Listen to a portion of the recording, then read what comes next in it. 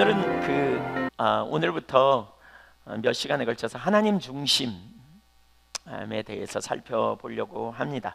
우리가 지난주까지 자기중심성에 대해서 살폈습니다. 그것이 얼마나 큰 영향을 가지고 있는지 우리가 봤어요.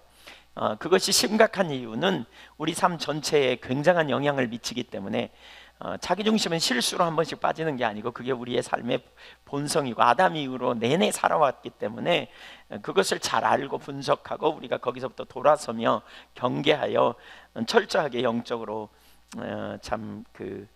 하나님 중심적인 삶을 사는 것이 얼마나 중요한지 이런 부분들을 우리가 보면 좋겠다 이렇게 생각이 됩니다. 그래서 오늘은 그거에 반하여 하나님 중심적인 삶에 대해서 살펴보려고 합니다.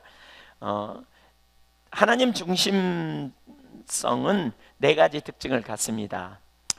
자기 중심성과 대비해 가지고 우리가 살펴보면 좋겠는데요. 자기 중심적인 특징은 자기 중심적 가치관을 가지고 있고 자기를 과신하고 그 다음에 세 번째로는 자기 관점을 가지고 있고 네 번째로는 자기를 변호한다 그랬는데 하나님 중심은 반대입니다. 그러니까 자기 중심적 가치관이 아니라 하나님 중심적 가치관에 있어야 되고 그 다음에 하나님을 의지하는, 자기를 과신하는 게 아니고 하나님을 의지하는 삶.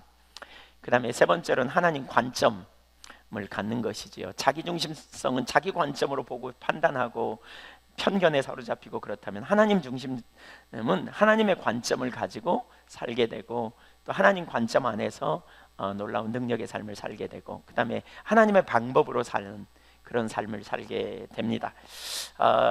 오늘은 그 첫 번째로 하나님 중심적 가치관에 대해서 살피려고 합니다. 첫째, 하나님 중심적인 가치관으로 살려면 우리가 하나님 중심적인 가치관은 우리 신앙의 핵심입니다. 여러분 신앙생활 잘하고 싶죠? 여러분 예수 잘 믿고 싶잖아요, 그렇죠? 예, 그러려면 무엇보다 중요한 것 중에 하나, 오늘 우리가 다루는 문제는 가장 기본적인 문제이면서도 핵심적인 문제인데요. 그게 뭐냐면 가치관의 문제입니다. 가치관. 어떤 가치관을 가지고 있느냐, 이게 되게 중요해요. 우리 인생에 중요한 게 뭐냐, 뭐가 우리 인생에 정말 중요한 가치관이냐, 뭘 가치 있게 여기느냐의 문제를 우리가 이렇게 생각해 봐야 합니다. 하나님을 떠난 아담이 하나님을 떠나면서 인간에게 가장 소중한 자기의 삶에 능력을 주고 행복을 주고 기쁨을 주고 만족을 주고 자기를 보호하고 지킬 수 있는 그러한 근거가 아담이 하나님을 떠나기 전에는 하나님이었어요. 하나님이 그의 인생의 행복이었고 기쁨을 주고 보호해 주셨고 공급하셨고 능력이었고, 그렇죠? 참된 만족이었고, 그래서 아담은 하나님과 함께 있는 삶을 택했고 하나님과 동행했고 하나님과 교제했고, 그렇죠? 이게 타락하기 이전에 아담의 삶이었어요. 근데 아담이 선악과를 따먹으면서 마귀가 이렇게 말하는 거예요. 하나님이 너에게 행복을 주는 게 아니야. 저 선악과 그거 따먹으면 네가 네 인생을 보장할 수 있어. 한마디로 말하면 뭐예요? 선악과가 네 삶의 미래를 보장해. 너에게 행복을 줄 수 있어. 너에게 기쁨을 줘. 그러니까 하나님의 말씀 들을 거 없이 선악과 따서 먹어. 그러면 네 인생의 진정한 만족과 기쁨을 누릴 수 있어 라고 유혹합니다. 그 말을 듣고 선악과 앞에 가봤더니 어떻게 해요? 먹음직도 하고 보암직도 하고 지혜롭게 할 만큼 탐스러웠다. 그때 이후로 인간은 내내 그걸 추구하며 살았다 그랬잖아요. 그래서 요한일서 2장 15절에 16절에 보면 이 세상에 있는 모든 것은 육신의 정욕, 안목의 정욕, 이생의 자랑이니, 그렇죠? 이것은 다 하나님께로부터 오지 않았다. 이 세상이 돌아가는 시스템은 육신의 정욕이나 안목의 정욕이나 이생의 자랑을 추구하고 그것을 가치 있게 여기고 그것을 기쁨으로 여기는, 그것이 우리의 삶에 소망을 준다고 생각하며 사는, 이것이 우리 인생의 모습이다라고 그랬어요. 육신의 정욕, 안목의 정욕, 이생의 자랑, 그게 뭐라 그랬어요? 재물, 쾌락, 권력, 이 세 가지를 추구해요. 그것이 우리에게 행복을 주는 것으로 여기는, 그것은 모든 사람에게 보편적으로 가치 있게 여기는, 인정되는 그러한 것이죠. 그래서 아담 이후의 인간은 재물과 권력과 쾌락을 추구하며 내내 살아왔어요. 그리고 우리는 보통 어떤 사람이 성공했다 그러면 그걸 얻으면 성공했다 그러고 그게 없으면, 별로 없으면 성공하지 못했다고 보는 거죠. 야, 성공한 인생이야. 야, 이 사람 대단한데 저 사람은 굉장해라고 여기는. 근데 문제는 뭐냐? 그것이 바로 타락한 아담적 삶이라는 거죠. 그것은 모든 사람들에게 보편적으로 가치 있게 인정되고 있고 그것을 얻으면 성공했다고 받아들여지는 세상에서 사는, 그러다 보니까 많은 사람들이 거기에 집착하는 거죠. 그걸 얻기 원하고 그것을 찾으려고 하고 그것을 어떻게 누릴까, 그것을 어떻게 가질까 이렇게 집착하는, 그것을 위해 공부하고 그것을 위해 살고 그것을 위해 열정을 쏟고 그것을 위해 밤을 새우고 그것을 위해 온 정열을 다 쏟아서 그것을 얻기 원하는, 한마디로 말하면 많은 사람들의 인생의 목적이 거기 있다는 거죠. 돈 벌기 위해서, 권력을 얻기 위해서, 쾌락을 추구하기 위해서. 그렇게 자기가 그런 삶을 살다가 자기만 사는 게 아니라 그 삶을 자기 자녀들에게도 물려주는, 그래서 자녀들에게 그렇게 굳게 믿게 만드는, 그것이 네 인생의 진정한 행복이야, 너에게 참 만족을 주는 것이야 라고 하는, 그것. 근데 성경은 뭐라 그랬어요? 그것은 세상이다. 요한일서 2장 15절에 보니까 세상을 사랑하는 것과 하나님을 사랑하는 것은 같이 갈 수 없다. 그래서 이 세상이나 세상에 있는 것을 사랑하지 말라. 그러면서 16절에 이 세상에 있는 모든 것은 육신의 정욕, 안목의 정욕, 이생의 자랑이니 다 아버지께로 오지 않았다. 그러면서 세상을 추구하는, 세상의 그 가치, 재물과 권력의 가치를 두고 살아가는 사람은 다 지나간다. 그건 얼마 못 간다. 그러나 아버지의 뜻을 행하는 사람은 영원하다. 바꿔 말하면 우리는 이걸 발견하는 거예요. 우리가 그리스도인이 된다는 건 뭐냐? 바로 이걸 발견하는 거예요. 내가 물질이 우리의 삶에, 권력이 우리의 삶에 최고의 가치가 아니라 우리가 주님을 아는 것, 주님 안에 있는 것, 그것이야말로 우리의 삶에 가장 가치 있는 것, 주님의 임재 가운데 있는 것, 하나님의 뜻을 행하는 것이야말로 가장 가치 있는 삶, 영원히 남는 것이라는 것을 발견하는 것, 이게 바로 그리스도인이 되는 거예요. 여러분, 그리스도인이라는 것은 바로 그런 거죠. 뭐가 내 인생의 가치인가? 이 가치관의 전환이 일어나야 그리스도인으로 살아요. 예수 믿기 쉬워요, 어려워요? 예수 믿기 쉽습니까, 어렵습니까?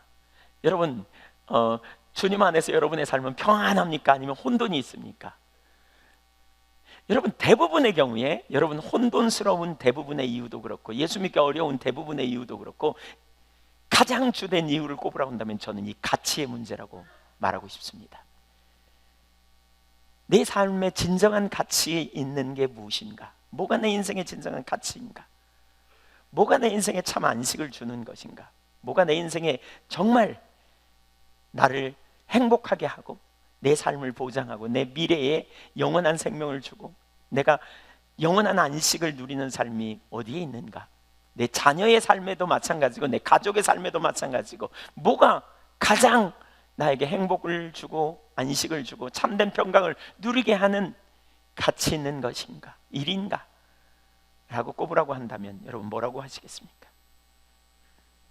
돈이 많아야 되지요. 권력이 있어야 되지요. 그렇습니까? 요즘 잘 보시잖아요. 최모 씨와 그 문제들. 왜 어젯밤에도 뭐 200 몇십만의 사람들이 모였다 그러잖아요. 전국에서 왜 이렇게 많은 사람들이 올라와요? 막 모입니까? 막 너무 힘든 거죠. 이해할 수 없는 거죠. 지난번에 대학 수능 시험 보는데요, 그 인터넷에 그런 글이 올라와 있더라고요. 수험생들에게 격려하면서 이렇게 말하더라고요. 수험생들 고생 많은데 여러분 용기를 내십시오. 여러분 염려하지 않아도 됩니다. 최근에 장모 씨가 왜 고등학교 성적이 1학년 성적이 가가 그러다가 이렇게 양갓집 교수였다고 가가 이렇게 그러다가 양도 하나 있고 미도 하나 있나? 근데 뭐 저기 체육 이런 것만 그러고 2학년 때도 그러고 3학년 때도 그러고 근데 연세대에 들어갔다 그러잖아요. 그러니까 거기 어떤 사람이 썼어요. 시험 보는 여러분 격려를 받으십시오. 여러분 아무리 못해도 연세대는 그냥 들어갈 수 있습니다. 이렇게 꼬는 거죠. 이렇게. 그러니까 그냥 사람들이 몰려 나오는 거죠. 그냥 억울하다는 거죠. 이렇게. 권력을 추구하고 권력이 있으면 돈이 있으면 권력을 살려고 하는 그런 상황 속에서 그것이 행복하다고 여기는. 그러나 성경이 말하는 진정한 가치는 거기에 있지 않아요. 거기에 있지 않아요. 예수 그리스도 안에 영원한 가치가 있음을 성경은 우리에게 가르치고 있어요. 우리가 예수를 믿음에도 불구하고 하나님을 모르면요, 우리는 예수 그리스도 안에서 영원한 가치가 있다는 사실을 모르잖아요. 그러면 우리는 예수 믿음에도 불구하고 여전히 세상적인 욕심과 세상적인 야망을 따라 살게 될 수밖에 없어요. 세상적인 욕망, 세상적인 것에 우리의 초점이 있고 그것이 우리에게 전부인 것처럼 거기에 우리의 모든 것을 걸고 그것을 추구하는 삶으로 갈 수밖에 없다는 거예요. 그래서 우리가 정말 신앙생활을 잘 하려면요, 무엇보다 우리에게 중요한 게 예수님을, 하나님을 우리가 올바로 아는 것이 중요해요. 거기서부터 시작돼야 돼요. 하나님이 누구이신가? 하나님과 하나님의 나라, 하나님의 사역, 예수 그리스도 안에 있는 지식이 얼마나 놀라운가를 아는 데서부터 출발해야 된다는 거예요. 오늘 본문을 좀 볼까요? 본문에 보시죠. 그러니까 예수님이 천국 비유에 대해서 가르칩니다. 그러니까 예수님은 하나님의 독생자십니다. 그분은 우리를 구원하기 위해 이 땅에 사람의 모양으로 오셨습니다. 그리고 하나님 나라를 선포하셨습니다. 하나님 나라는 하나님의 다스리심이에요. 하나님이 다스리시는 나라가 왔다. 그 하나님 다스리시는 나라가 왔다 하는 거죠. 하나님이 다스리시는 나라가 임할 때 무슨 일이 벌어져요? 공의와 공평과 정의가 이루어지는 나라, 그런 나라가 이루어지는 거죠. 사실 지금 그 전 국민이 막 분노하고 막 이런 게 이제 그런 게 안 됐다는 거죠. 막 있어서는 안 될 일이 일어난 이런 것들. 그러나 하나님의 나라가 임할 때 공평과 정의가 있는, 우리가 하나님 나라가 임하면 아무 일도 안 하도 거저 놀고 먹는다 그런 말은 아니라고 봐요. 저는 일하는 건 놀라운 즐거움이고 특권이죠. 근데 일하는 대가만큼 살 수 있다는 거예요. 일 조금 해도 충분히 살 수 있는 그런 어떤 환경, 그리고 주님의 안에서 갈등이 없는, 그렇죠? 이러한 놀라운 하나님의 다스리심, 평강이 있는, 기쁨이 있는. 그래서 하나님 나라는 의와 평강과 희락이라 그러잖아요. 예, 하나님의 공의가 있는, 평강이 있는, 기쁨이 넘치는 이런 역사. 그런데 이 하나님 나라를 예수님이 설명하면서 이렇게 말씀하세요. 하나님 나라는 마태복음 13장의 비유에 보면 가루 서말 속에 든 작은 누룩 덩어리처럼, 겨자씨 한 알처럼, 흙밭에 겨자씨는요 깨의 10분의 1 크기입니다. 그러니까 깨보다 10분의 1 정도 적은, 10분의 1보다 더 적을 거예요. 아마 아주 적어요. 그런 정도, 한 10분의 1쯤 될까요? 하여튼 안 재봐서 모르지만 매우 적습니다. 그거 떨어지면 찾을 수가 없어요. 흙밭에 떨어지면. 그렇지만 가루 서말 속에 든 누룩처럼 보잘것없이 왔다는 거죠. 예, 사실은 엄청난 일인데 그렇게 왔어요. 그래서 사람들은 알아보지 못한다. 그러나 그 하나님 나라가 이제 싹을 틀 때에, 그렇죠? 그것은 큰 나무로 자라게 되고 가루 서말 전체가 이렇게 변화되게 되는 그러한 비유를 들면서 한 비유가 하나님 나라의 가치, 엄청난 가치에 대해서 이렇게 설명합니다. 마태복음 13장, 우리 좀 전에 읽은 본문이죠. 거기 천국은 마치 밭에 감추인 보화와 같으니 사람이 이를 발견한 후 숨겨둔고 기뻐하며 돌아가서 자기의 소유를 다 팔아 그 밭을 샀느니라. 또 45절, 또 천국은 마치 좋은 진주를 구하는 장사와 같으니 극히 값진 진주 하나를 발견하며 가서 자기의 소유를 다 팔아 그 진주를 사느니라. 밭에 감추인 보화와 같다 천국은. 이렇게 말하죠. 그 당시 팔레스틴 땅에 약탈이 빈번하고 오늘날처럼 은행이 없어가지고 자기 소유를 밭에 이렇게 보물로, 보화로 바꿔서 밭에 감춰두는 경우가 흔했다 그래요. 근데 어떤 사람이 그 밭에 감춰놨다가 미처 그냥 무슨 갑자기 죽었든지 아니면 뭐 무슨 일 만나가지고 이렇게 소유를 이렇게 자녀에게 물려주거나 이러지 못하고 아마 그 보물이 거기 감춰져 있었던 것 같아요. 뭐 요즘 그런 얘기 가끔 있잖아요. 뭐 무슨 밭을 파봤더니 거기에 돈 얼마가 나왔다 뭐 이런 얘기, 일확천금을 노리는 그런 사람들은 훅하는 이런 얘기. 아마 그런, 근데 이걸 보면서 이렇게, 그러니까 그 밭을 다른 사람이 갈다가 그 밭을 갈아서 발견된 보물이면 누구 거예요? 밭주인 거죠, 그렇죠? 그런데 그걸 싹 덮어놓고 가서 그 밭을 사겠다 그랬더니 그 요구하는 돈이요, 자기가 가진 모든 소유를 다 팔아야 그 밭을 살 수 있는 거죠.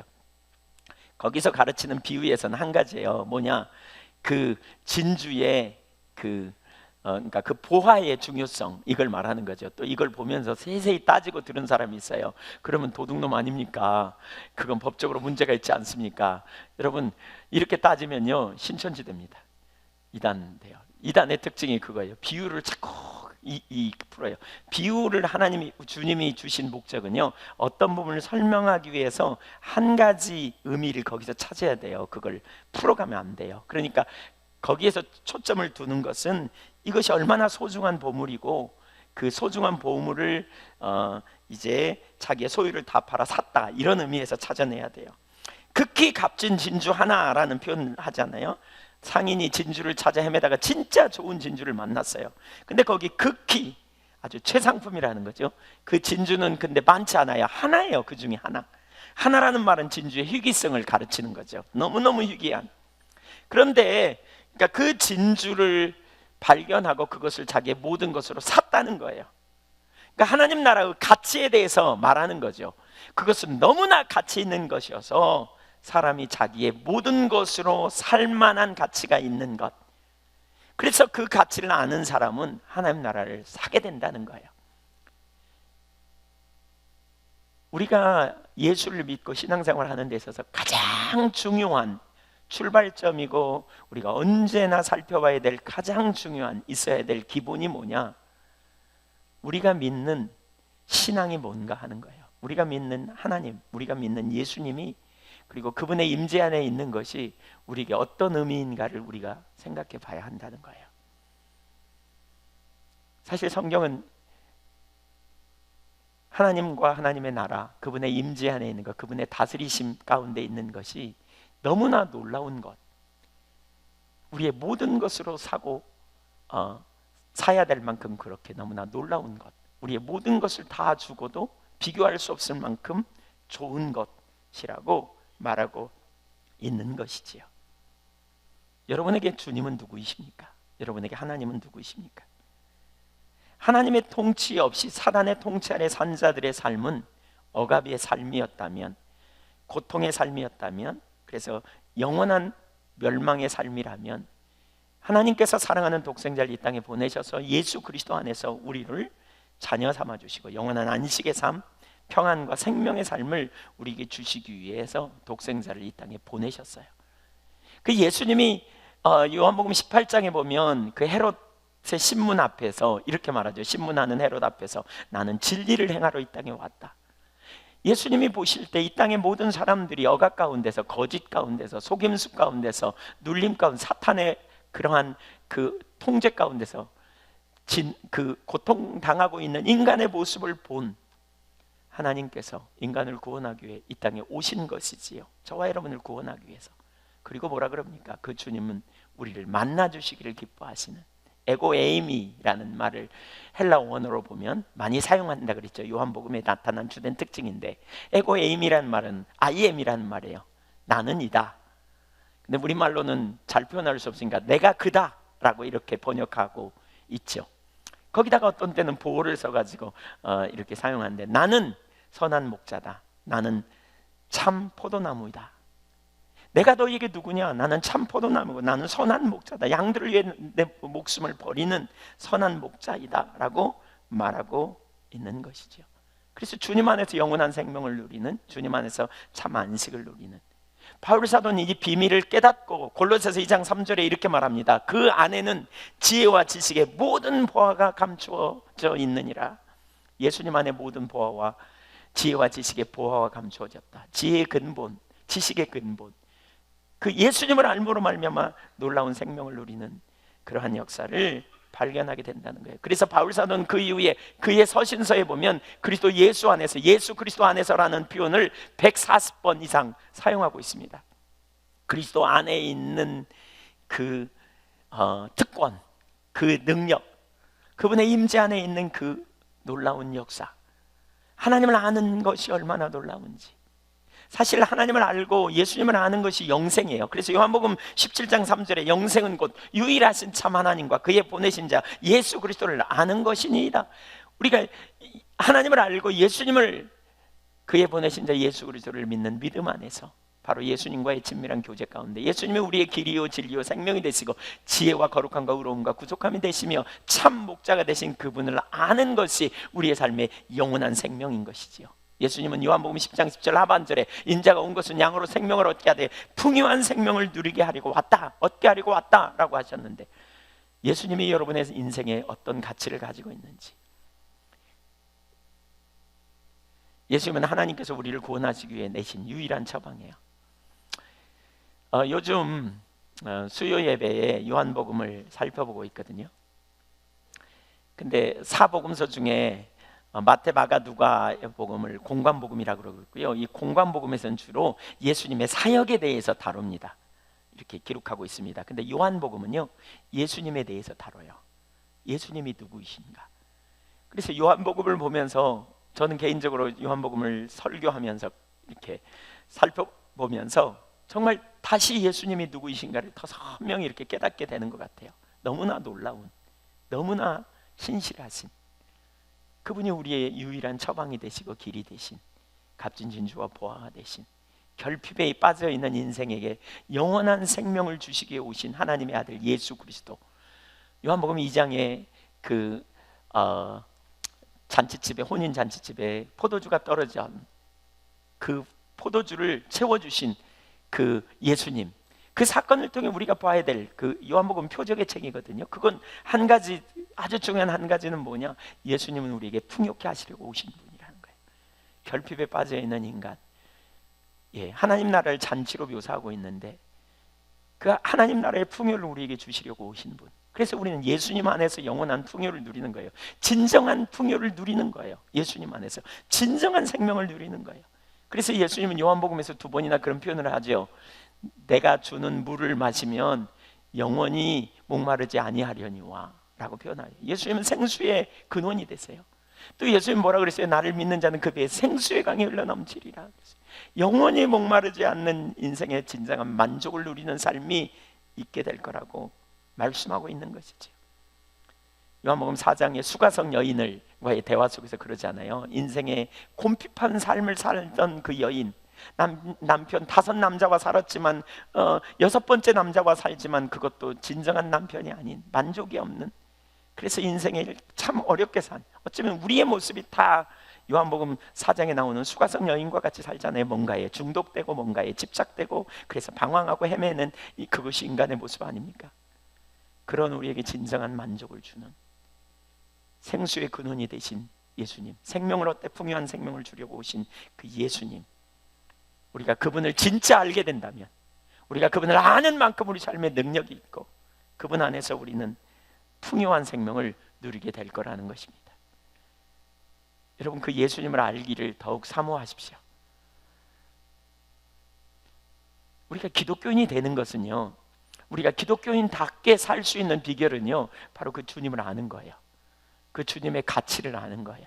그 주님의 안에 거하는 삶, 하나님의 임재 안에 거하는 삶의 가치를 아는 거예요. 값진 진주와 보화와 같은 그 하나님 나라의 가치를 아는 사람만이 하나님 나라를 위해 우리의 모든 것으로 하나님 나라와 영광을 위해 살 수 있는 삶이 가능하다는 거예요. 하나님 나라와 영광을 위해 사는 삶. 그래서 우리 신앙의 가장 기본 중에 기본은 뭐냐? 하나님을 아는 거예요. 무엇보다 그분의 가치를 발견하는 저와 여러분이 되시기를 간절히 축복합니다. 주님의 가치를 아는. 지난 주일날 오후 한 2시 반쯤 됐는데 우리 청년들 20 서너 살, 3살, 4살쯤 된 우리 청년 4명이 앉아가지고요 북카페에서 심각하게 있어요. 그래서 아니 너네 왜 청년 예배 지금 하는데 왜 안 갔어? 그랬더니 저한테 이렇게 말했어요. 목사님, 이 시대에 젊은이로 사는 것이 너무 힘들어요. 인간의 고뇌를 짊어지고. 예, 우리 저기 온유가 앉아 있네. 예, 예, 온유라고 말하면 안 되는데 말했네.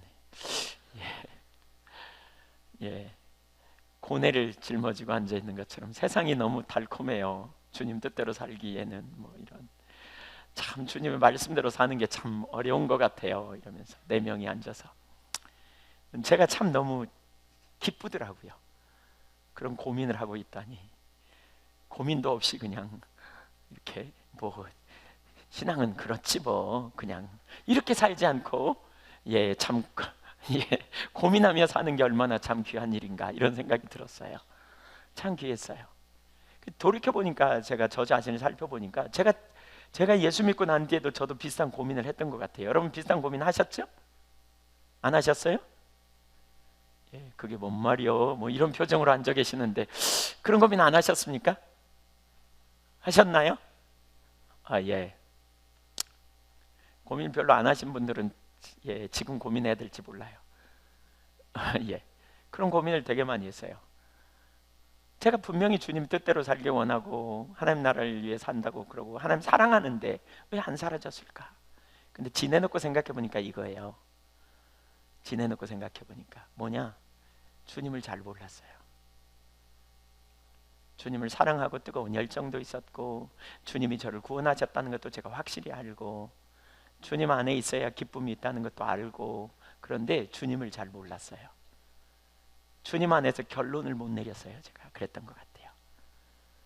주님이야말로, 하나님이야말로 우주를 창조하신 만왕의 왕이요 만주의 주님이신데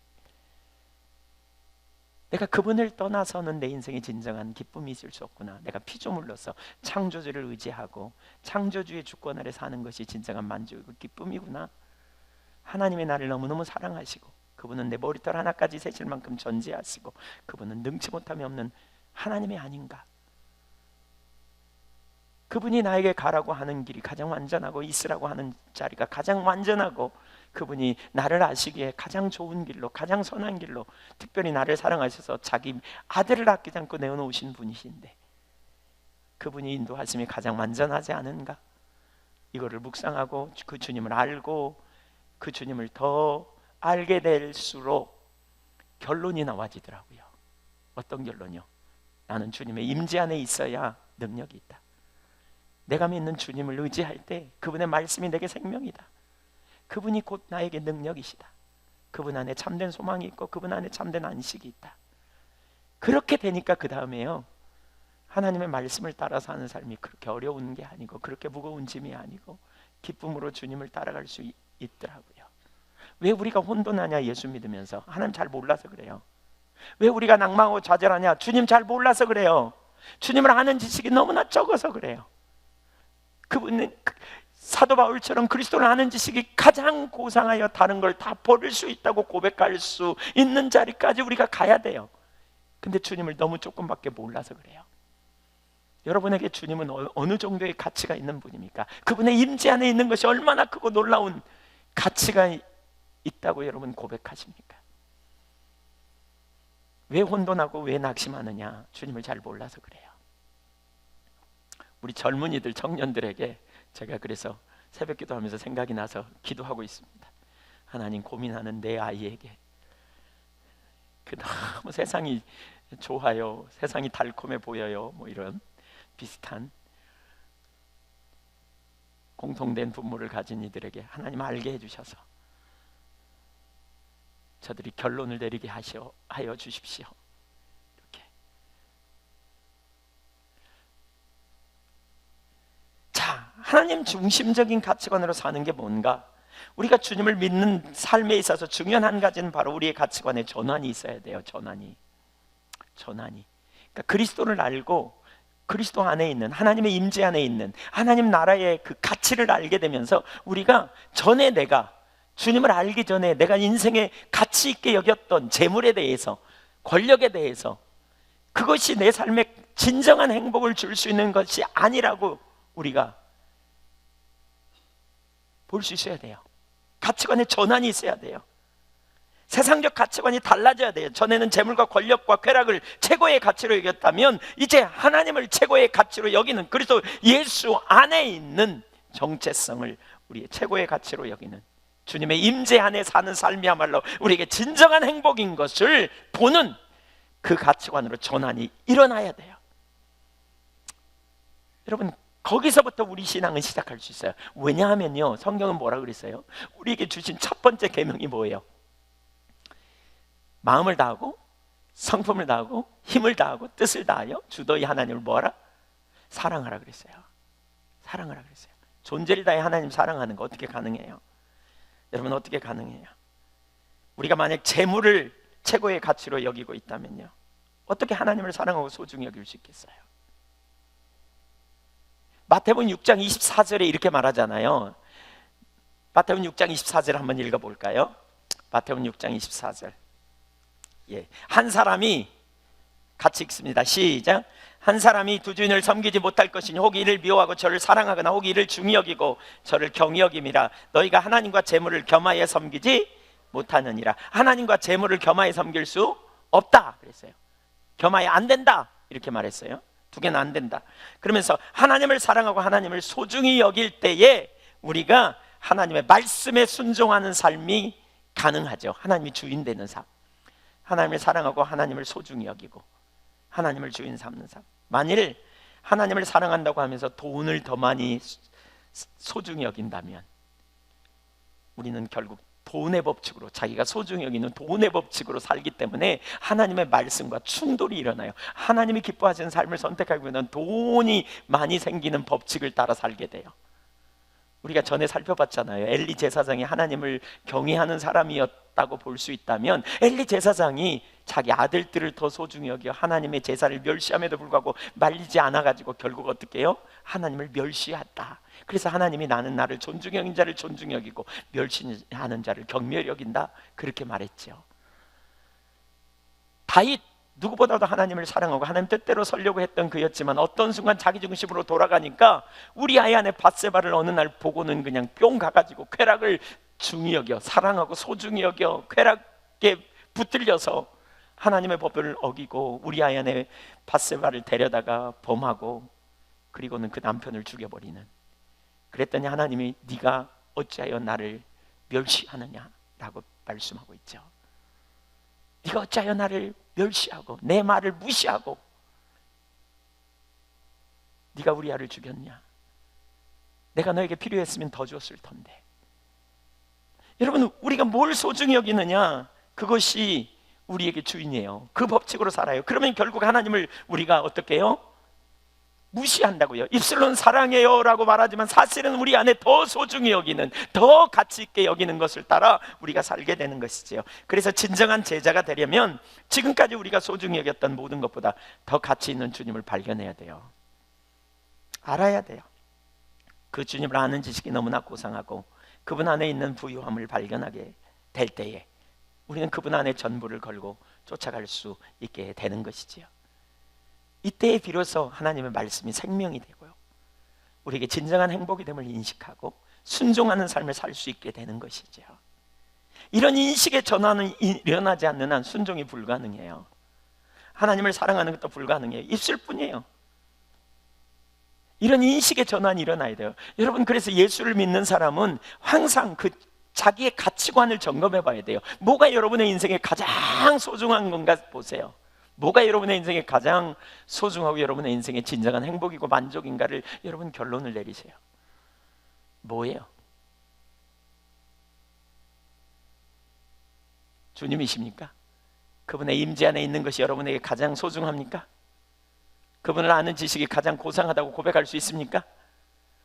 예, 제가 강요하지 않습니다. 아멘을. 여러분, 아니면 아니라고, 난 아닌 것 같다고. 왜 그러느냐? 하나님 몰라서 그래요. 하나님 몰라서 그래요. 그분 안에 있는 가치를 잘 몰라서 그래요. 상대적으로만 알아서 그래요. 그러면 어떻게 해야 돼요? 하나님 알기를 구해야 돼요. 왜 예수 믿기가 어려운 줄 아십니까? 주님을 잘 몰라서 그래요. 말씀대로 살기가 부담스럽거든요. 주님이 말씀하시면 그 말씀대로 내 삶을 조정하는 게 부담스러워. 왜냐하면 하나님의 말씀이고 생명인 걸 잘 몰라서 그래요. 그분이 곧 우리에게 가장 소중한 능력임을 몰라서 그래요. 그래서 많은 사람들이 예수를 믿는 걸 어려워해요.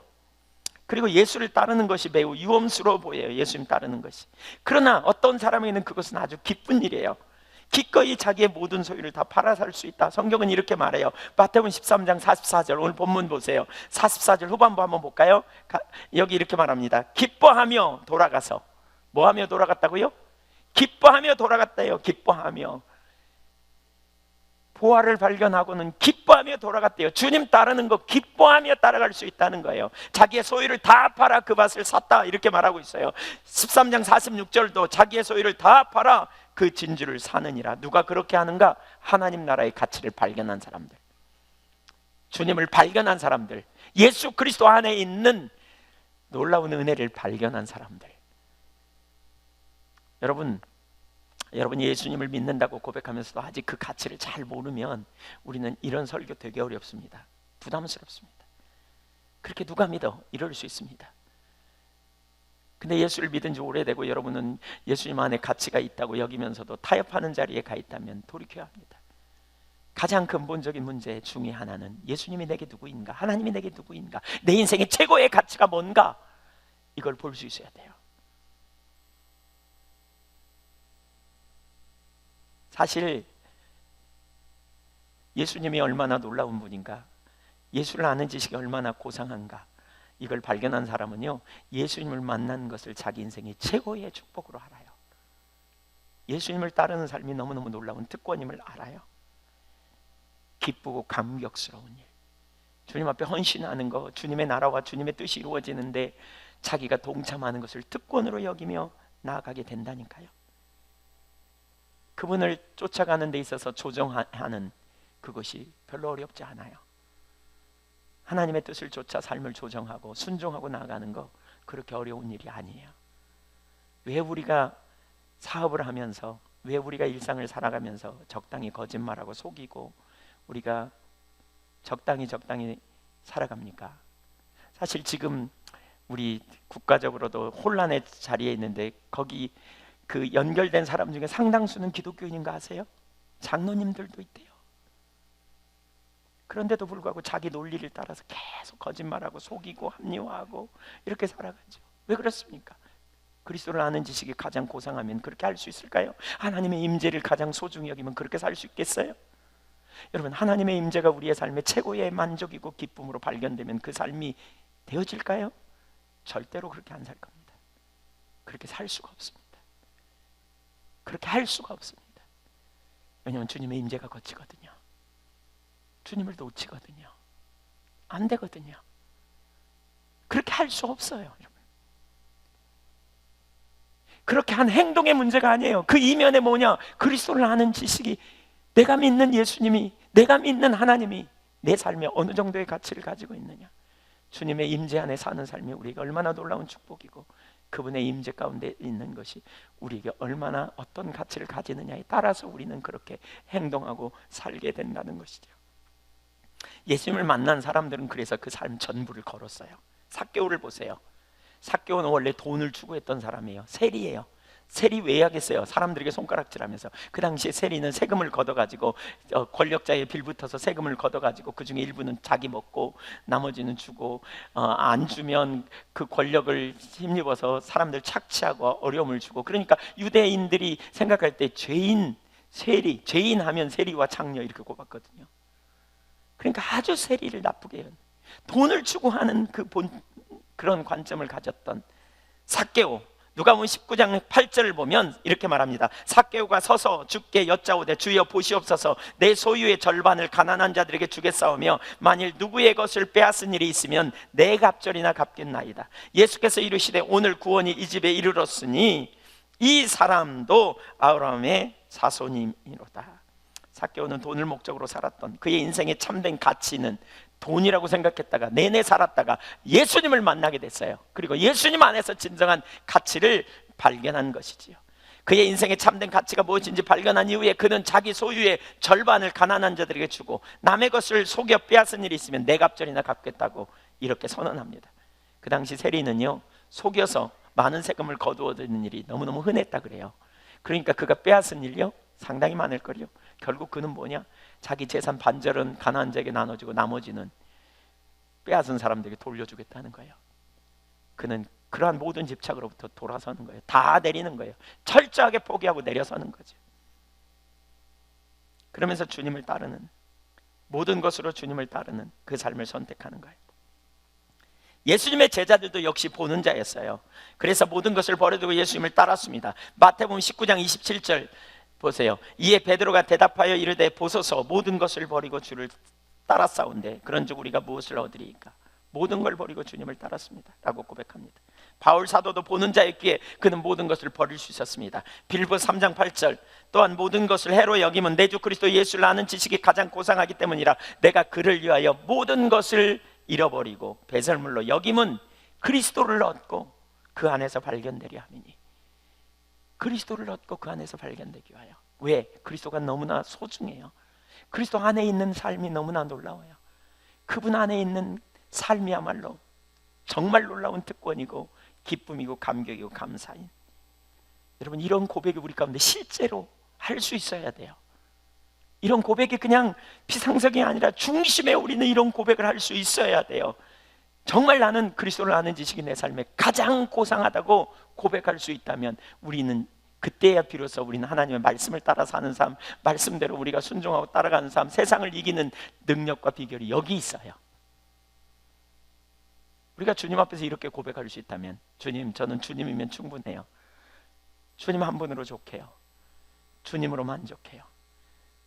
주님을 아는 지식이 제 삶의 가장 고상해요. 저는 주님의 임재 가운데 있기를 사모해요.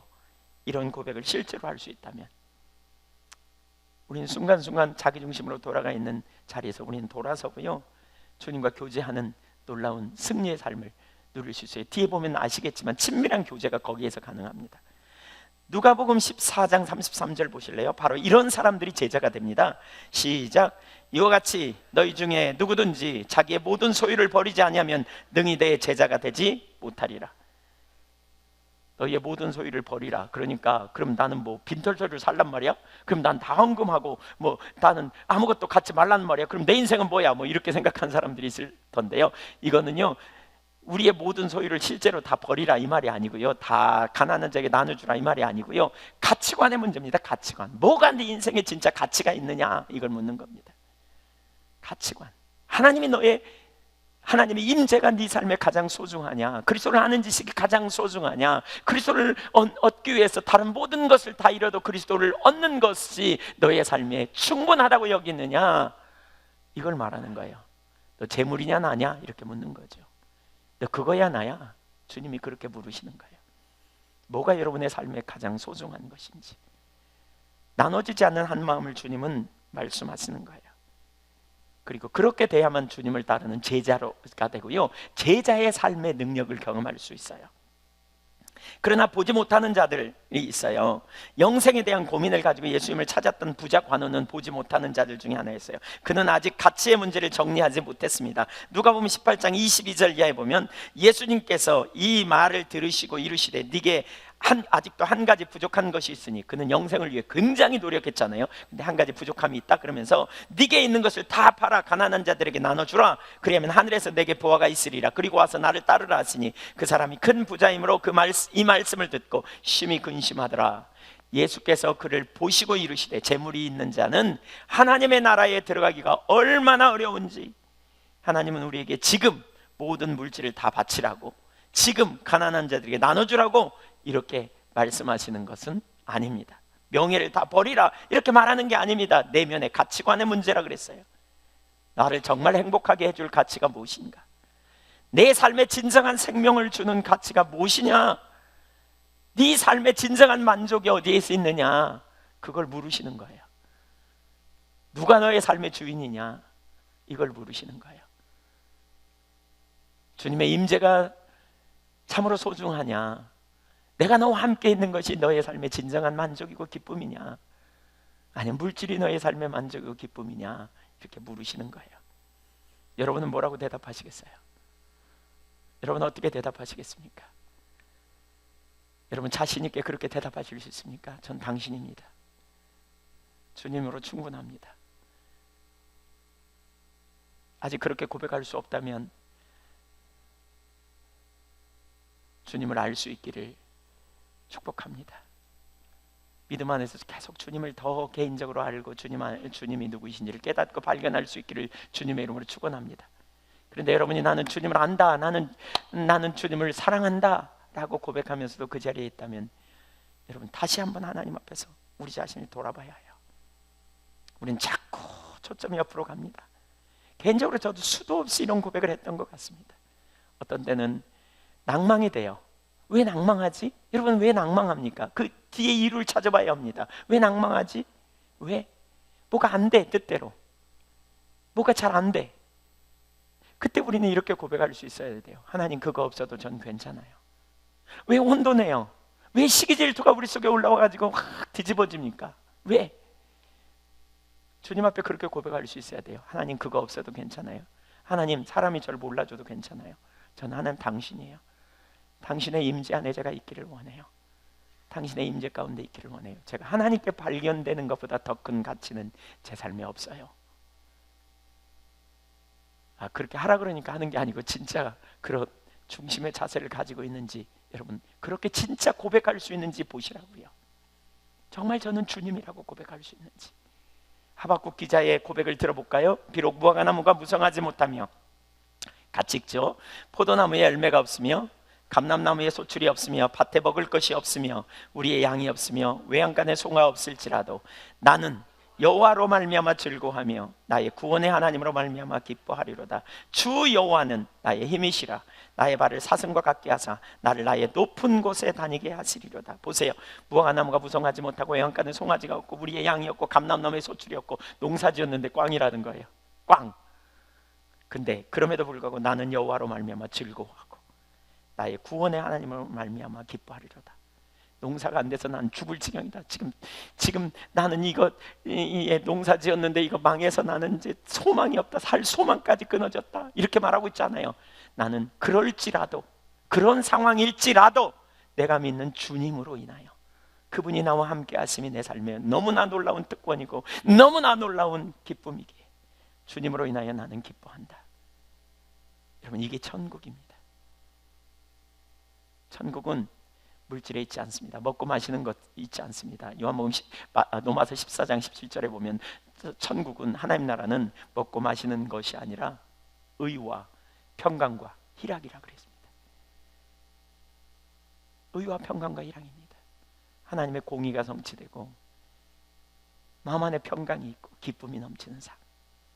나는 여호와로 말미암아 즐거워하며 나의 구원의 하나님으로 말미암아 기뻐하리로다. 왜요? 그분이 구원하실 줄 알기 때문에. 왜요? 그분이 능히 세우실 걸 알기 때문에.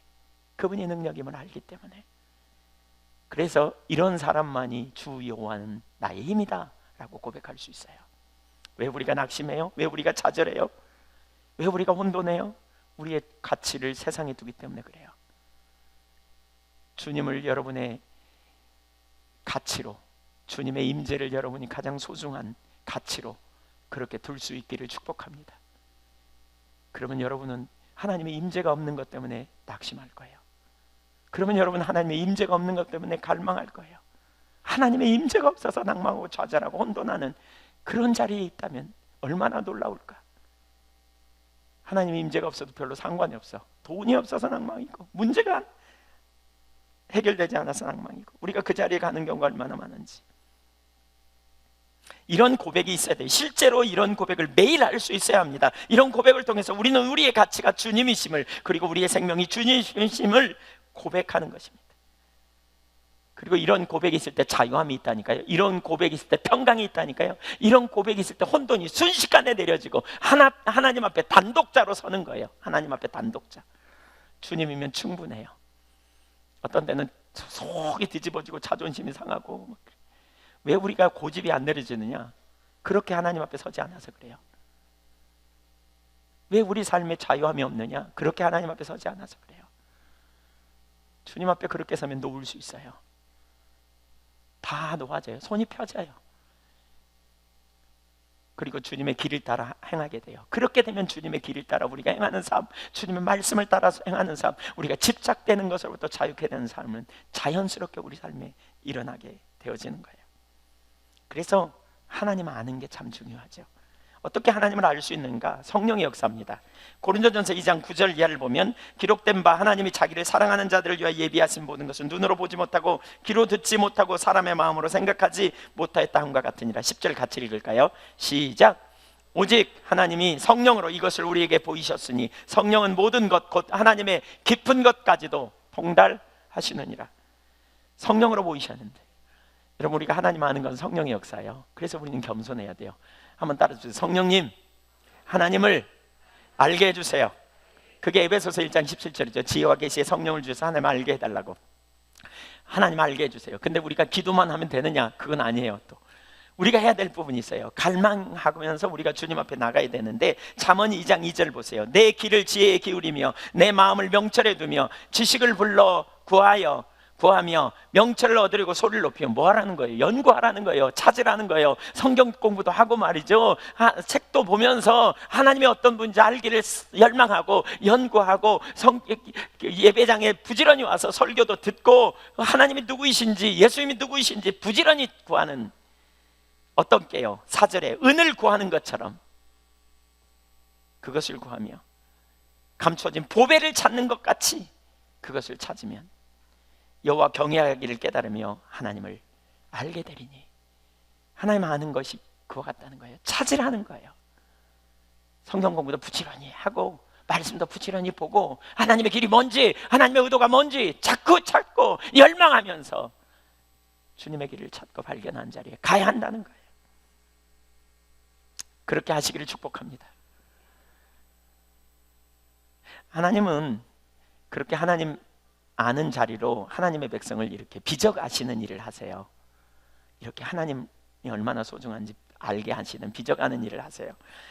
야곱의 이야기를 좀 나누기 원합니다. 야곱이 야복강에서 난감한 문제에 봉착하게 됐어요. 야곱 이야기 아시죠? 형 에서와 아버지를 속이고 이렇게 장자의 축복을 받고 아버지의 축복권을 받고는 외삼촌 라반의 집으로 도망가 버리잖아요.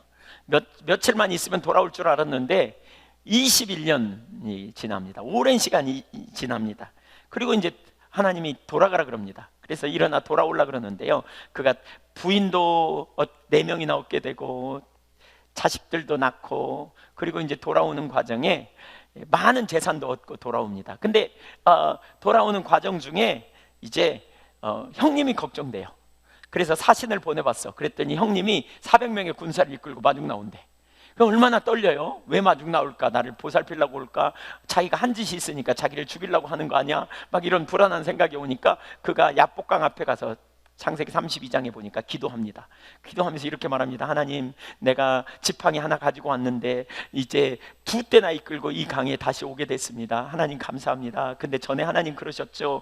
저를 하나님께서 나와 함께 계셔서 다시 베델로 돌아가게 하신다고 그러셨죠. 그러니까 그거 기억하시고 잊지 마시고 꼭 그렇게 해주세요. 뭐 이렇게 기도합니다. 근데 기도하고 나도 마음에 안정이 안 돼. 그러니까 어떻게 하느냐? 꾀돌이 야곱은 선물 공세를 해요. 우리 형한테 선물을 한 대, 2대 이렇게 보내야지. 그러면 형이 한 대 받고 마음이 안 풀리면 두 번째 받고 마음 풀리고, 아니면 3번째 받고 풀리겠지. 그래도 마음이 안 통해요. 불안해요. 해결이 안 돼. 근데 그가 마지막에 한 일이 뭐냐? 그의 인생의 한계를 경험하는 거죠. 풀리지 않는 한 문제를 가지고 하나님이 그를 빚어가신 거예요. 강력하게 그를 다루시는 거죠. 그때 그가 마지막에 이런 방법을 택해요. 이게 우리가 해야 될 자세인데요, 창세기 32장 22절 읽어볼까요? 24절까지. 밤에 일어나 2 아내와 2 여종과 11 아들을 인도하여 야복 나루를 건널세. 그들을 인도하여 시내를 건너게 하며 그의 소유도 건너가게 하고 야곱은 홀로 남았더니. 여러분, 이겁니다. 야곱은 이전까지의 그의 삶은요, 물질을 추구하는 삶이었습니다. 창세기 28장에 보면 그가 처음 주님을 만날 때 주님한테 부탁하는 게 뭐냐면, 내가 먹거리 아무 문제 없게 해주시고 저 보호해 주시고, 그의 관심사는 항상 자기였어요. 나 잘 되게 해주세요 주님, 아셨죠? 그러면 내가 11조 바칠게요 주님, 내가 주님께 예배할게요, 이곳에 성전을 세울게요, 막 이렇게 해요. 그의 관심은 자기예요. 물질적인 가치관이 있었어요. 그러니까 그는 물질주의에 매여서 내내 살아요. 예수 믿어도 많은 사람들이 여전히 물질주의에 기초해서 살게 돼요. 여전히. 그런데 하나님이 야곱을 사랑하셔서 아브라함 믿음의 조상으로 그를 세우려고 하나님이 그를 뭐합니까? 다루십니다. 빚어가십니다. 결국 인생의 과거의 인본주의가 그의 삶의 아킬레스건이 되어서 그의 삶의 막다른 골목에 놓이게 되죠. 그러자 그가 지금 꼼짝 못합니다. 그가 한 마지막 선택이 뭡니까? 다 띄어보냈습니다. 21년 동안 그가 추구해왔던 아내, 11아들, 4명의 아내, 11명의 자녀들 다 띄어보냅니다. 그리고 그가 7년 동안 수고하면서 얻은 그 재산, 양, 염소 이런 것들을 다 띄어보냅니다. 그 앞에 누가 오고 있어요 지금? 형 에서가 오고 있어요. 400명의 군사를 이끌고. 이거 뭐예요? 끝장날 수도 있어요. 형이 다 뺏어가 버릴 수도 있어요. 자기는 완전히 21년 전에 바닥으로 돌아갈 수도 있는 그런 상황이에요. 그는 그 상황에 직면하게 됐어요. 아무것도 안 남고. 거기서 그가 한 일이 뭡니까? 그는 다 띄어보내고 자기가 추구했던 모든 거 다 띄어보내고 홀로 남습니다. 그리고 하나님 앞에 대면합니다. 그가 하나님 앞에 섭니다. 그리고는 이렇게 말합니다. 나를 축복하지 아니하시면 보내드릴 수 없습니다. 나를 축복하지 않으면, 저 만나주시지 않으면, 저 당신의 임재 가운데 있지 않으면 제 삶에 이제 의미가 없습니다. 주님 없이는 제가 살 수 없습니다. 주님이 이제 필요합니다. 주님 은혜 안에 있기를 원합니다. 주님이 내 인생의 가장 소중하고 주님이 내 인생의 최고의 가치입니다. 주님 없이는 제가 살 수 없습니다. 그는 그렇게 고백하고 주님을 찾는 자리에 가게 됩니다. 모든 것을 버려두고. 우리에게 바로 이런 자세가 필요합니다. 왜 우리가 주님을 모르느냐? 이런 자세를 갖지 않기 때문에 그렇습니다. 이런 중심의 자세가 우리에게 필요합니다. 주님이면 족한. 지금 혹시 여러분의 인생에 위기가 있거나 어려움이 있다면 여러분 주님 앞에서 여러분의 손을 펴십시오. 그리고 난 당신이라고 고백할 수 있기를 축복합니다. 주님 한 분이면 충분하다고 고백할 수 있기를 축복합니다. 하나님, 전 당신입니다. 아직 잘 주님을 몰라서 여러분 아직도 왔다 갔다 한다면 주님을 알게 해달라고 고민하십시오. 근데 여러분 예수님을 20년, 30년씩 믿으면서도 여전히 내 가치관은 물질에 있고 자녀가 잘 되는 것에 있고, 여러분 기복신앙은 딴 데서 나오지 않아요. 기복신앙은요, 우리의 초점이 물질적이고 세상적인 거, 재물에, 권력에 우리의 초점이 있다면, 그것이 우리에게 만족이라면 그때부터 우리는 하나님을 찾는데 기복적으로 찾게 돼요. 하나님, 기복신앙은 거기서 나와요. 그게 샤머니즘적인 신앙이지요. 주님 앞에 전부가, 주님만이 여러분의 전부가 될 수 있기를 축복합니다. 다 잃을 수도 있다고 고백하십니까? 그리스도를 아는 지식이 가장 호상하여 다 잃어도 괜찮다고 고백하실 수 있으세요? 그럴 수 있으신가요? 예, 정말 하나님이 여러분의 삶을 간섭하실 수 있어요. 코람데오라는 말을 우린 참 좋아하잖아요, 하나님 앞에서. 근데 제가 그런 생각이 최근에 들더라고요. 전지하신, 전능하신, 모르심이 아무것도 없는, 다 할 수 있는 그 하나님 앞에서 내가 살아가. 그건 얼마나 두려운 일인가. 그건 얼마나 두려운 일인가. 다 아시는데. 한편으로 두려운 일입니다. 그렇기 때문에 신앙생활이 어려워요. 뭐가 안 되면, 주님 안에서 발견되는 것이 우리의 삶의 첫째가 되지 않으면 어려워요. 주님 안에 있는 것이 우리에게 최고의 가치가 되지 않으면 어려워요. 이게 안 된 채로 주님 앞에서 우리가 살아가기 때문에 혼돈하고요, 나눠진 마음이 자꾸 부어져요. 그렇기 때문에 어려운 거예요, 신앙생활이. 근데요, 주님 안에서 발견되기 원하면 때로는 우리가 육신이 약해서 타협하고 나눠져요. 그러면 돌이켜서 하나님 앞에 회개하면 돼요. 회개해요 또. 그리고 주님, 연약함을 용서해달라고, 주님이 필요하다고. 이 기본적인 문제가, 가치의 문제가 결정되는 게 필요해요. 여러분 여기서부터 결론을 내리고 출발하세요.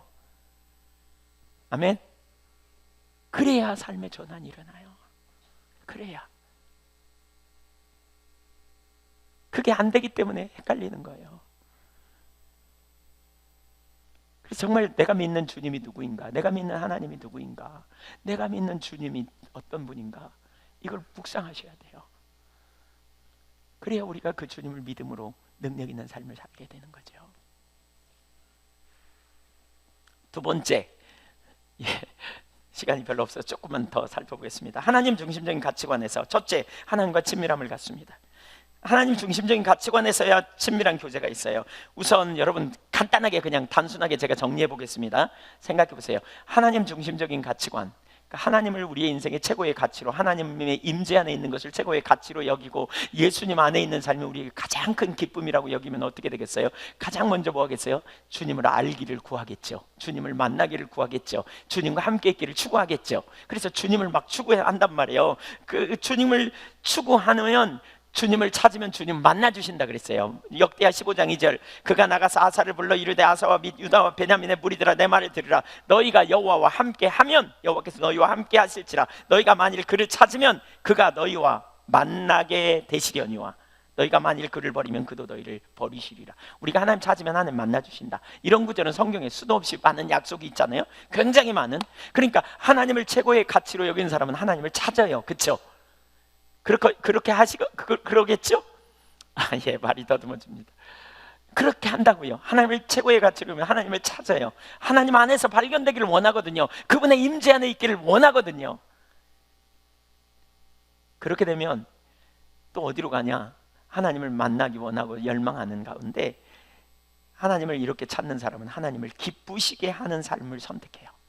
기쁘시게 하기 원하는 열망을 갖게 돼 있어요.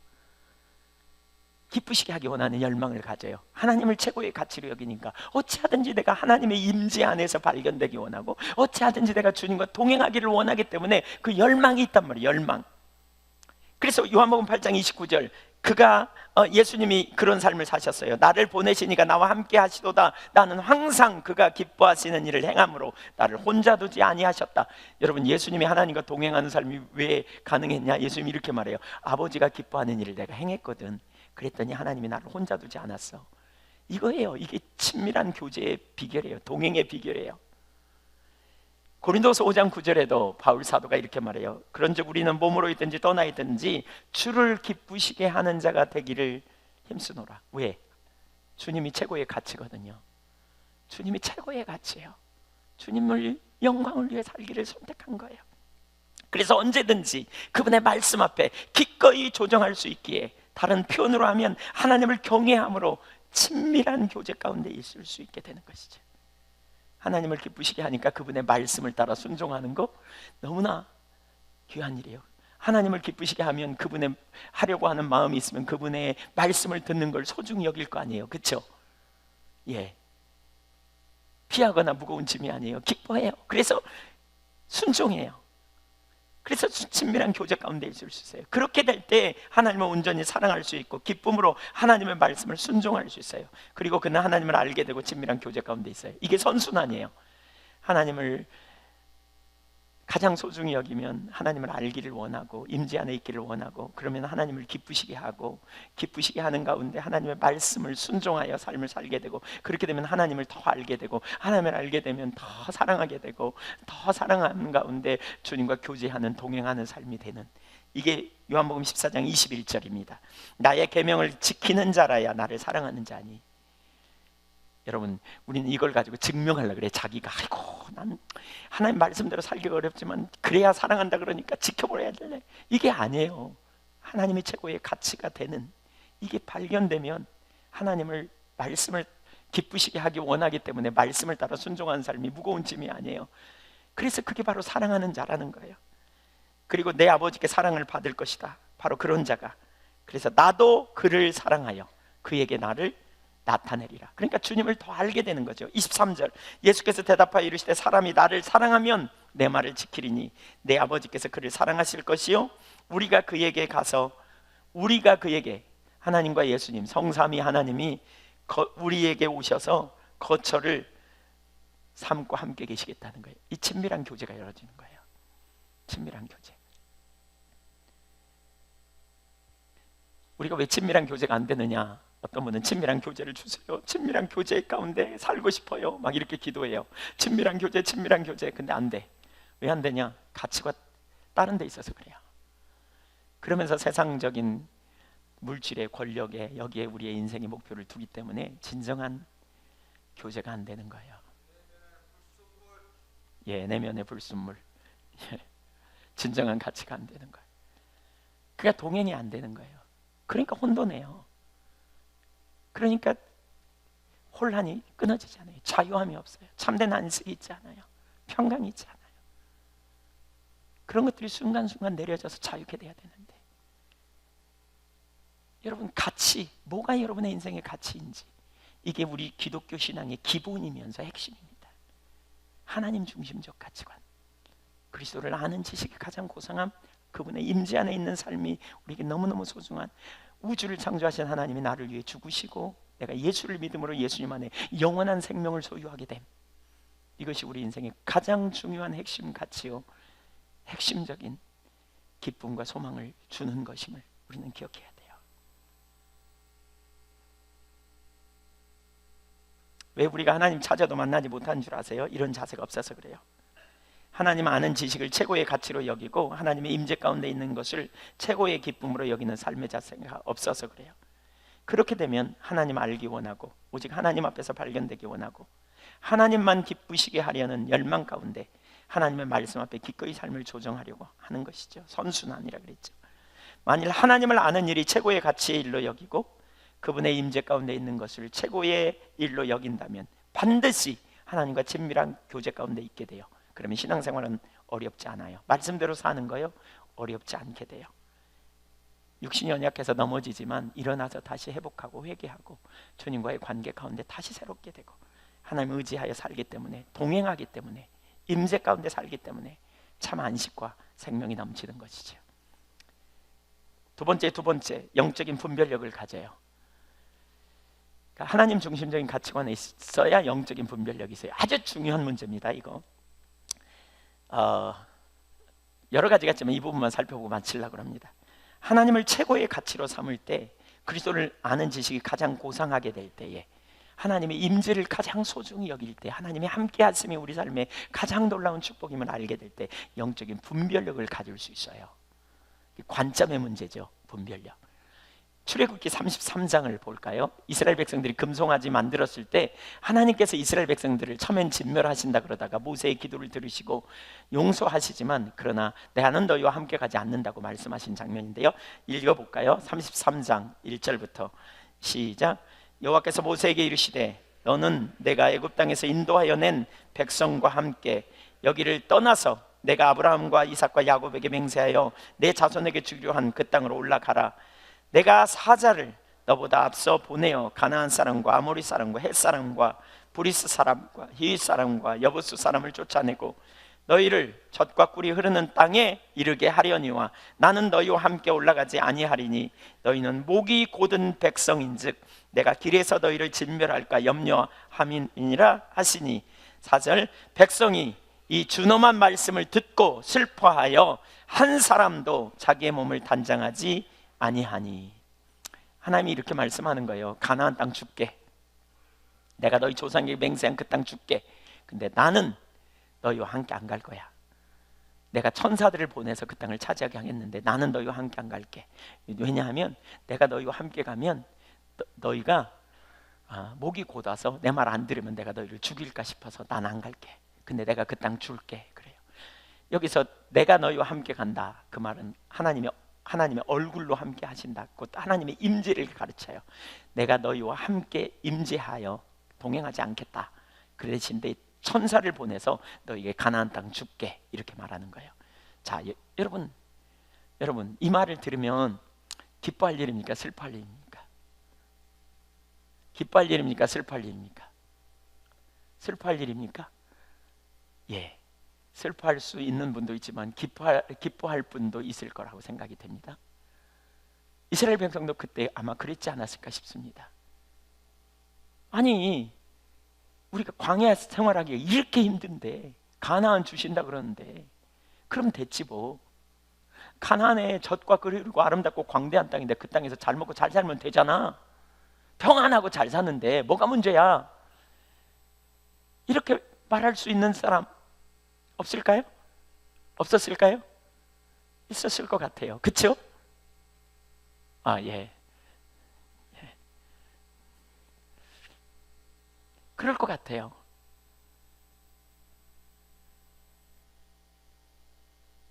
근데 모세를 비롯한 일단의 사람들은 슬퍼했거든요. 왜 슬퍼했을까? 왜 슬퍼했을까? 이게 바로 관점의 문제입니다. 가치관의 문제라고 봅니다. 저는 사실 이것은 어디에 우리의 가치를 두고 있는 건가를 보여줍니다. 물질의 가치를 둔 사람은 그렇게 슬퍼한 일만은 아니라고 생각할 것입니다. 왜냐하면 가나안을 주신다고 하시지 않았는가? 얼마나 힘든 여정이었는가? 그런데 가나안을 주시겠다고 하는데 천사를 보내서, 그것도 너희끼리 가라고도 하는 게 아니고 천사를 보내서 하나님께서 이 땅을 주신다 그러는데 평안히 잘 살 수 있잖아, 거기서 신앙생활 잘하면 되지 뭐, 이렇게 생각할 사람도 있었을 거예요. 사실 이들의 관심은 어디에 있느냐? 물질주의에 관심이 있으면, 물질이 그들에게 기쁨이고 만족이라면 틀림없이 그런 생각을 취할 수 있었을 거예요. 그러나 어떤 사람들은 슬퍼했어요. 왜 슬퍼했어요? 그들은 무엇보다 소중한 게 물질이 아니고 평안이 아니고 가나안이 아니고 하나님이었기 때문에 그래요. 하나님의 임재, 하나님과 동행, 그들은 무엇보다도 하나님의 의도를 알았어요. 하나님이 자기들을 부르신 목적은 그들에게 단순히 가나안에 가도록 하는 게 목적이 아니고 하나님이 친히 우리의 하나님 노릇하시면서 우리가 그의 백성으로 언약을 맺어서 하나님의 영광을 드러내고 하나님이 우리 가운데 임재하셔서 우리를 보호하시고 지키시고 돌보시는 가운데 놀라운 생명의 삶을 누리게 하려고 하시는 것이 하나님의 의도인데, 그 하나님이 범죄함으로 속상해서 임재하지 않겠다고 말하시는 건, 이건 너무너무 슬프고 끔찍한 일로 여겨지게 된 것이죠. 그래서 이대로는 안 된다는 거예요. 우리는 두 가지 관점을 여기서 볼 수 있습니다.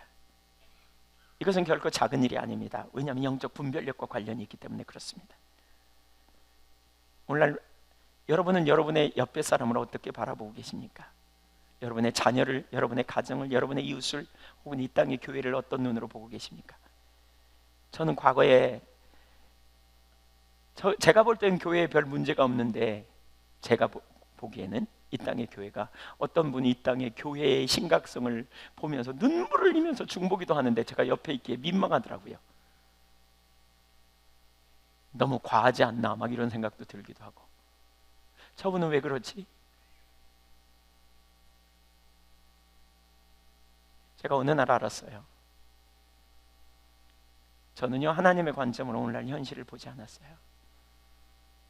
저는 그냥 현실의 눈으로 보았어요.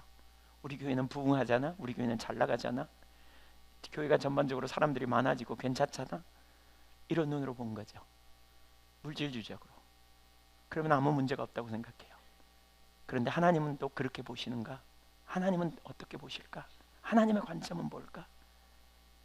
다른 관점이에요. 우리의 관점과 하나님의 관점은 달라요. 하나님의 임재가 거쳐 있는 것에 대하여 하나님의 사람들은 민감하게 느끼는 거예요. 그래서 임재가 없는 것이 곧 심각한 문제인 것이죠. 소아시아 7교회 이야기를 통해서 우리는 하나님의 관점과 사람의 관점이 얼마나 다른지, 어떤 가치관을 가지고 있는지를 볼 수 있는데, 서머나 교회에 대해서 요한계시록 2장 9절에 보면 이렇게 말합니다. 요한계시록 2장 9절을 같이 읽어보겠습니다. 앞부분, 내가 내 환난과 궁핍을 알거니와. 잠깐만요. 환난과 궁핍이 있는 교회예요. 서머나 교회는 큰 교회예요, 작은 교회예요? 작은 교회예요. 환난이 있어요. 어려움이 있어요. 그 교회에 담임하는 목사님은 성공한 목사님이에요, 실패한 목사님이에요? 우리 일반적인 가치관으로 어떻게 봅니까? 세상적 가치관으로 성공했어요, 실패했어요? 실패했다고 봐요. 그렇게 우리는 보통 봐요. 이게 세상적 가치관이에요, 물질적 가치관. 근데 그 다음에 보세요. 실상은 네가 뭐하다? 부유한 자다. 성공했어요, 실패했어요? 하나님은 뭘 어떻게 보시는가? 그 교회가 작고 보잘것없어요. 환난이 많아요. 경제적으로 아주 어려워요. 그런데 하나님은 다르게 보시는 거예요. 주님은 무슨 차이일까? 이 차이가 뭘까? 뭐라고 생각하십니까? 3장 1절도 봐도 알 수 있어요. 3장 1절. 세상적 관점으로 보면요, 4대 교회는 대단히 훌륭한 교회입니다. 3장 1절 거기 사대교회 좀 중반절이야. 내가 내 행위를 아노니 네가 살았다 하는 이름은 가졌으나 죽은 자로다. 살았다는 명성을 가진 교회예요. 사대교회 어떤 교회요? 살아있는 교회래요. 살아있는 교회. 소문났어요. 광주 시내에서 어떤 교회가 살아있는 교회라 그러면 우리는 전도도 안 되고 사람 몇 명 안 모이고 막 이런 교회를 살아있는 교회라고 그러나요? 아니에요. 프로그램이 왕성하고 전도가 막 되고 왕성한 영향력을 미치는 그런 교회를 우리는 살아있는 교회라고 할 거래요. 그렇죠. 근데 하나님은 뭐라 그럽니까? 실상은 무슨 교회? 죽은 교회. 죽은 자예요. 죽었대요. 어떤 가치관의 차이입니까? 어떤 관점의 차이입니까? 하나님은 그 교회 가운데 하나님의 임재가 함께 하느냐, 하나님이 함께 하느냐, 정말 하나님과의 온전한 관계 가운데 있느냐, 하나님을 아느냐, 하나님을 정말 소중히 여기고 하나님의 뜻을 쫓아 살고 하나님의 뜻대로 삶을 조정하고 나아가느냐, 아니면 그런 자세가 없느냐. 하나님이 보실 때는 물질이 많고 적느냐의 문제가 아니에요. 근데 우리는 보통 어떻게 해요? 외형이 크고 뭔가 잘 나가면 우리는 야 대단하다, 하나님이 뒷받침하시니까 그렇지 라고 생각해요. 전혀 아닐 수 있어요, 여러분. 전혀 아닐 수 있어요. 그렇다고 모든 작은 교회가 다 살았고 모든 큰 교회가 다 죽었다는 말이 아닙니다. 크지만 살아있고 작지만 죽어 있을 수 있습니다. 외형적인 가치로 보는 우리의 관점, 그러니까 분별력이 없는 거예요. 그러니까 라오디게아 교회도 마찬가지입니다. 라오디게아 교회는 매우 부자 교회였습니다.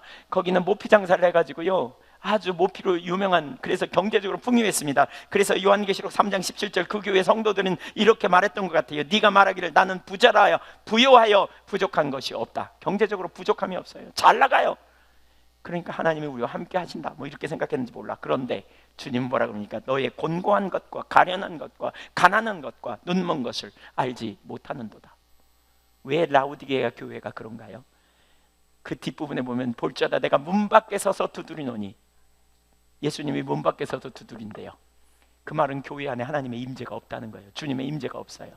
임재가 없는데 임재가 있는지 없는지 관심도 없어요. 경제적으로 잘 나가니까. 여러분 보세요. 여러분의 옆에 분을 보세요. 여러분 자신을 보세요. 여러분의 가족을 보세요. 여러분은 잘 나갑니까? 여러분 살아있습니까? 여러분 살아있습니까? 여러분의 자녀들은 지금 잘 살고 있습니까? 돈 많이 벌고 우리 자녀는 막 직장에서 막 승진하고 막 만사형통하니까 잘 나갑니까? 그래서 아무 문제 없습니까? 하나님의 임재가 그 속에 있는지, 하나님과 동행하는지, 주님을 의지하고 살고 있는지, 아니면 그냥 이론뿐인지. 여러분 누군가를 바라보면서 왜 그 영혼에 대한 긍휼과 자비의 마음이 없습니까? 아이고 목사님 그 사람은 전도 안 해도요 우리보다 훨씬 잘 살아요, 이렇게 말하는 분들도 있어요. 우리가 다른 사람, 우리가 만나는 환경, 우리 삶의 현실, 우리 어떤 눈으로 보는지. 여러분 우리가 우리의 자녀들을 양육할 때 우리가 우리 자녀들이 교회 좀 안 나가고 빠지고 예배에 슬슬 빠져도 별 문제 없는 것처럼 우리가 이렇게 생각하기도 하고, 어떤 때는 그러면서도 시험 잘 보고 공부 잘하면 아무 문제 없는 것처럼 여기는 그런 의식 속에 우리가 있지 않은지. 영적인 분별력이 가려서 그래요. 그러니까 뭐가 우리의 삶에 가장 소중하고 우선순위인지, 성경이 말하는 참 신앙이 뭔지, 우리가 이런 문제를 가지고 깊이 우리 자신을 살펴봐야 되겠다고 하는 거고요. 그런 안목으로 우리 자신을 보지 않으면, 우리의 이웃을 보지 않으면 안 되는 거죠. 저는 교회에 리더가 세워질 때 이런 관점을 가진 이들이 세워져야 된다고 보거든요. 그래야 소그룹 인도할 때도 그런 리더가 세워져야 돼요. 모여서 고작 세상적으로 잘 먹고 잘 사는 얘기 우리가 하려고 소그룹 하는 거 아니잖아요. 그건 세상에 많은 소그룹들이 있어요. 개 하면 돼요, 개. 근데 그리스도인들이 그렇게 되면 안 돼요. 그렇죠? 뭐가 참된 가치이고 뭐가 참된 길인지, 그런 얘기 나누다가 한쪽은 부러워하고 한쪽은 자랑하고 그러고 돌아가는 모임이 그게 진정한 모임인지 아니잖아요. 어떤 사람이 외형적으로 정말 잘 나가고 형통한 것처럼 보여도 그렇죠? 정말 그 영적으로 하나님을 향한 갈망과 거룩한 열정이 있는지 우리가 이런 관점에서 보고 그 기준을 따라 살아가는 그런 삶이 되어져야 되지 않겠는가?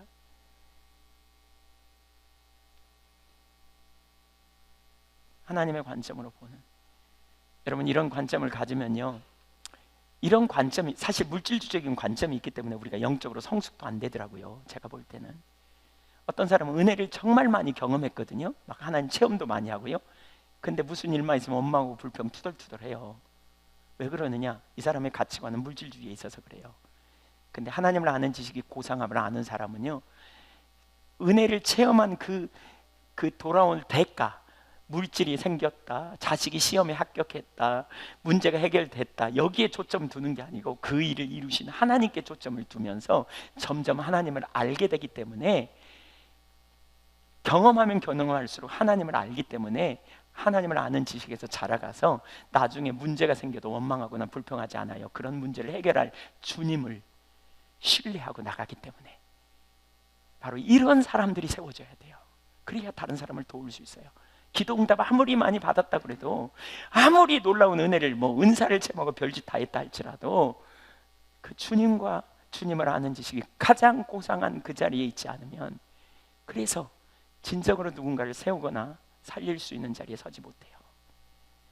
그러니까 은혜는 되게 많이 받았는데 맨날 원망하고 맨날 불평하고 쓴뿌리로 마음 안에 가득하고 치유가 안 되고 영적인 성숙이 안 되는, 은혜를 경험하고 우여곡절 속에서 하나님을 경험하고 하나님을 알고 위기가 있었지만 하나님을 경험하면서 체험하고 그러면서 하나님이 어떤 분인가를 알게 된 사람은 다른 사람이 위기에 빠져 있을 때 도울 수 있어요. 도울 수 있어요. 그걸 모르면 자랑해요. 자랑해요. 그러니까 상처를 줘요, 다른 사람한테. 내가 만난 주님 신실하더라. 이런 사람이 리더가 되는 거예요. 하나님이 함께 하실 때 그분의 생명이 우리 안에 넘치게 됩니다. 사랑하는 여러분, 오늘 설교는 사실 기본이면서도 어려운 설교일 수 있습니다. 오늘 말씀은 뭐냐 하면 주님을 알아야 되기 때문에. 그러나 주님을 아는 만큼 우리는 능력 있는 삶을 살게 됩니다.